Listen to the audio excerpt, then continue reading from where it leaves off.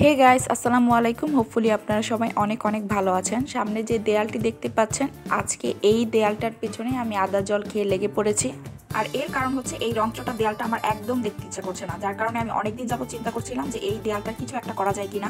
যেহেতু আমি ভাঙাচোরা একটা আর্টিস্ট মানুষ এবং আমি মনে করি ভাঙাচোরা হোক আর যাই হোক কোনো এক রকমের আর্টিস্ট তো, তাই না?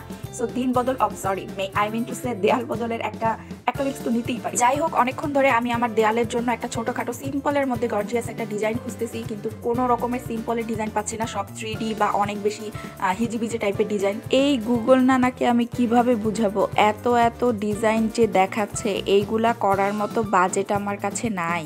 Anyways, I think I got something. এই যে আমি বলছি না যে সেম এটার মতোই করব, জাস্ট আমি একটা আইডিয়া নিচ্ছি। সো আমি আমার মতো করব, এটা থেকে জাস্ট একটু মাথায় একটা কিছু থাকলোই আর কি। সো এবার শুরু করা যাক মিশন ওয়াল চেঞ্জিং।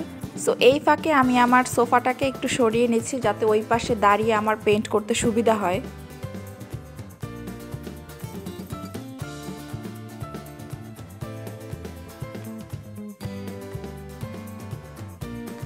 এই তো আমি টুকটাক যে পেইন্ট করি, ওখান থেকে আমি এই কালারগুলো নিয়ে এসেছি। এখন দেয়াল পেইন্টিংয়ের জন্য তো আমি আলাদা কোনো বাজেট রাখিনি, হঠাৎ করেই প্ল্যান করা। সো ওই কালারগুলাই এখন আমি এখানে ইউজ করব। কোনো ব্যাপার না গাইস, আমরা হচ্ছি বাঙালি আর আমাদের একটার বাজেটে আরও 3-4টার কাজ হয়ে যায়, আর এটাই বাস্তব। সর্বপ্রথম আমি আমার দেয়ালের যে স্পটগুলো আছে ওগুলোকে টাটা বাই বাই করার মিশনে নেমেছি, তারপরে আমি বাকি কাজ করব।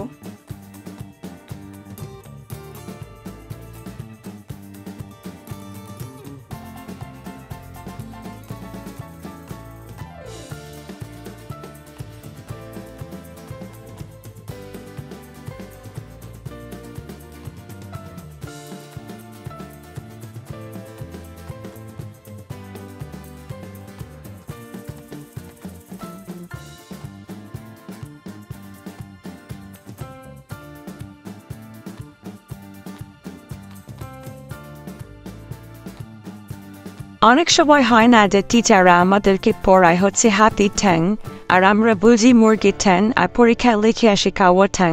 সো আমার ক্ষেত্রে ব্যাপারটা এরকম হয়েছে। আমি এতক্ষণ যাবৎ গুগলে খুঁজে এত ডিজাইন দেখলাম, দেখি আমি এখানে কি আর্ট করতেছি, মানে আমি নিজেও জানি না। একবার মনে হচ্ছে আমি পাতাগুলোকে এইভাবে দিই, আরেকবার মনে হচ্ছে আমি ওইভাবে দিই।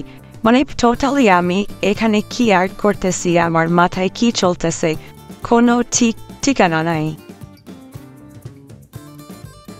এখনো পেইন্টিং শুরুই হলো না, তার আগেই আমার হাত পা সব ব্যথা হয়ে গেছে। এখন মনে হইতেছে কেন যে নিলাম এই প্যারা।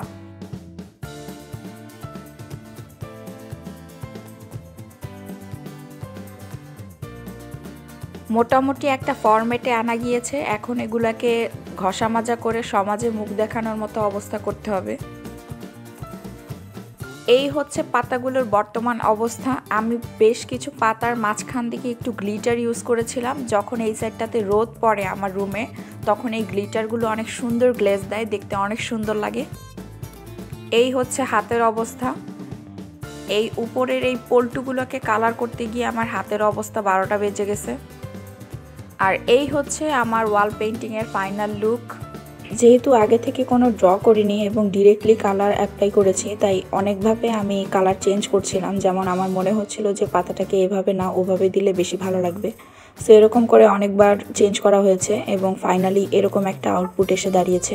নতুন ব্যাকগ্রাউন্ড হবার সুবাদে এখানে আমি সেজেগুজে বসে গিয়েছি।